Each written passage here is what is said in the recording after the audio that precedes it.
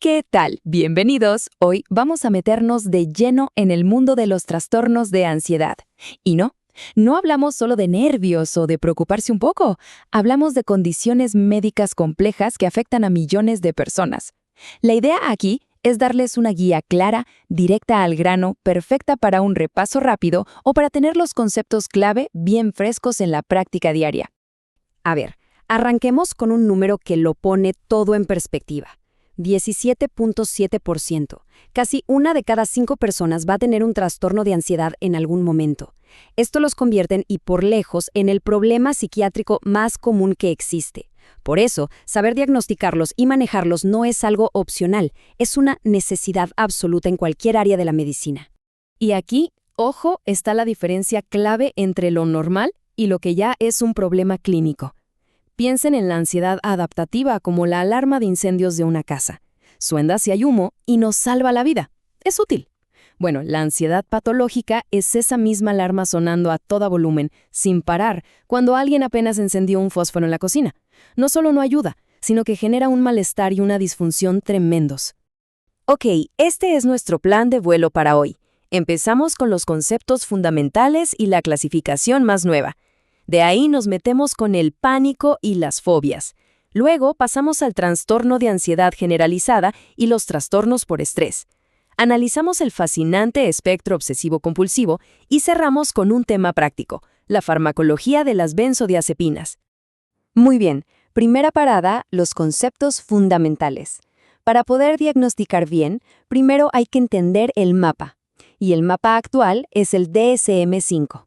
Vamos a ver cómo organiza estas condiciones y por qué los cambios que introdujo fueron tan importantes. Miren qué interesante lo que pasó con el DSM-5. Reorganizó todo el tablero. Como ven en la tabla, el TOC y los trastornos relacionados con trauma ahora tienen su propio capítulo. Ya no están metidos en la misma bolsa de trastornos de ansiedad. ¿Y por qué? Porque la ciencia demostró que tienen bases neurobiológicas diferentes y responden a tratamientos distintos. Esto no es solo un cambio de nombre, ¿eh? Esto guía nuestras decisiones clínicas todos los días. Listo. Ahora pasamos de lo general a una de las manifestaciones más dramáticas y alarmantes de la ansiedad, la crisis de pánico. Tanto estas crisis como los miedos específicos, o sea, las fobias, son un motivo de consulta súper frecuente en las salas de urgencias.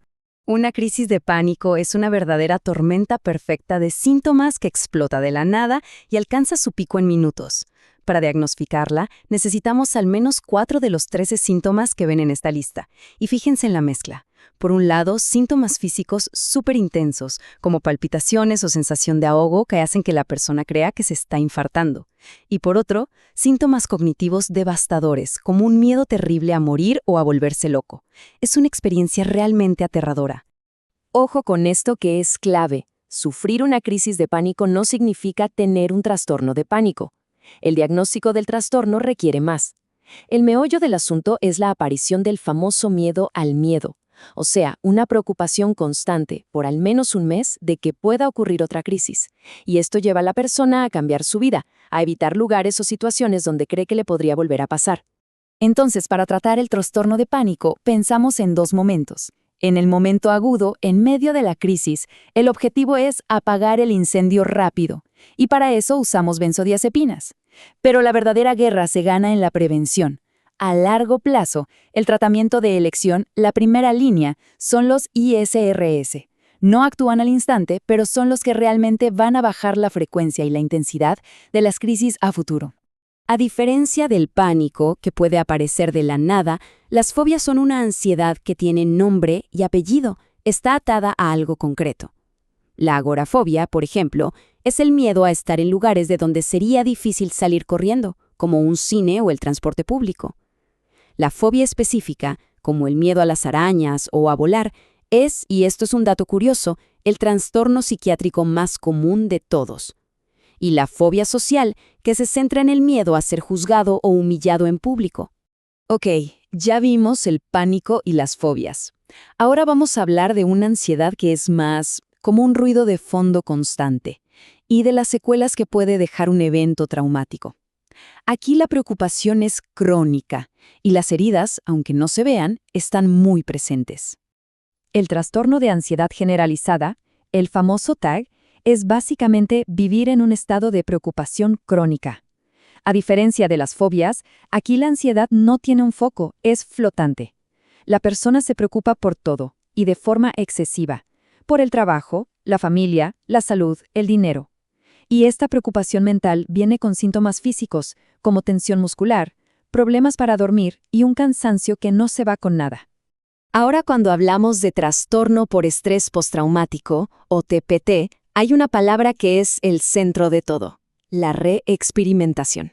¿Qué significa esto? Que el trauma no se quedó en el pasado, se mete en el presente de la persona, una y otra vez, de forma súper vívida, como si estuviera pasando de nuevo en ese mismo instante. Y este fenómeno se manifiesta en 4 grandes áreas. La reexperimentación en forma de flashbacks durante el día o pesadillas por la noche.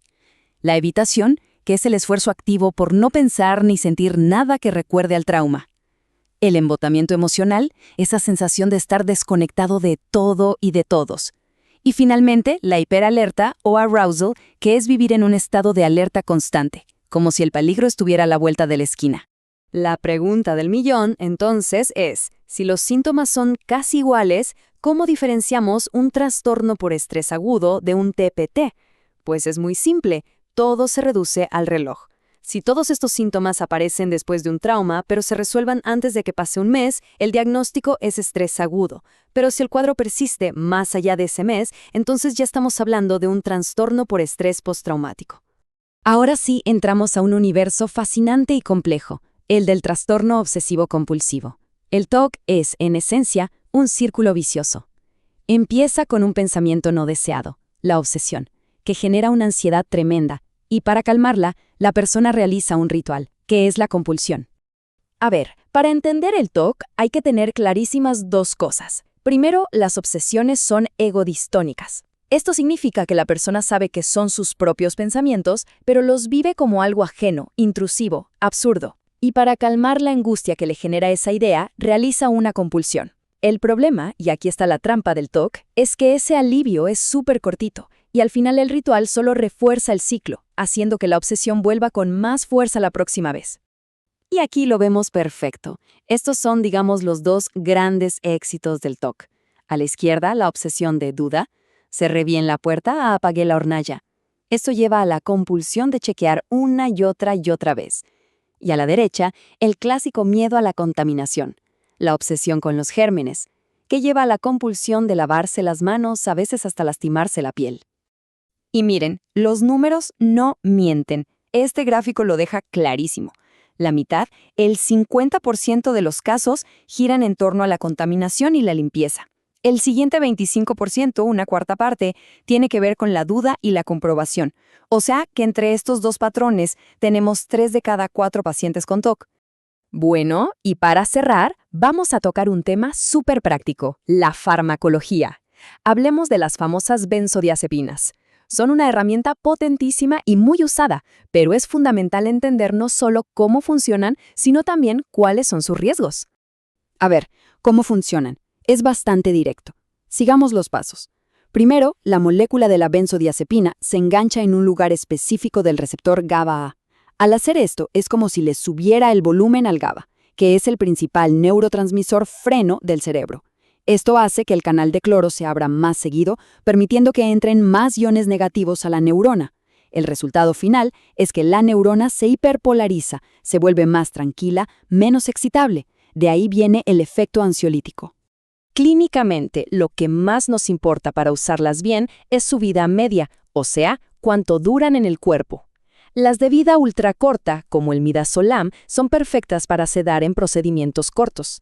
Las de vida corta, como el alprazolam, son muy buenas para cortar una crisis de pánico en el momento. Y las de vida larga, como el diazepam, se prefieren cuando se busca un efecto más estable y sostenido. Y para cerrar el tema de las benzos, 2 datos que son de examen sí o sí. Atención. Primero, a menor vida media, mayor es el riesgo de que generen dependencia. Por eso, fármacos de acción corta como el alprazolam tienen un potencial adictivo más alto. Y segundo, si hay una sobredosis, tenemos un antídoto específico que revierte el efecto, el flumacenilo. Estos 2 puntos hay que tenerlos grabados. Y terminamos con un pequeño caso clínico. para que todo esto quede bien atado. Imaginen un paciente que sufre una crisis de pánico en medio de una fiesta. ¿Es un trastorno de pánico o una fobia social? La clave para diferenciarlos está en la pregunta que le hacemos sobre su miedo. Si el paciente dice, tenía miedo de los síntomas, de que me diera un infarto, de perder el control, estamos pensando en un trastorno de pánico. Pero si la respuesta es, tenía miedo de que los demás me vieran así, de hacer el ridículo, entonces el diagnóstico apunta a una fobia social. El foco del miedo lo es todo. Bueno, espero que este repaso les haya sido de gran utilidad.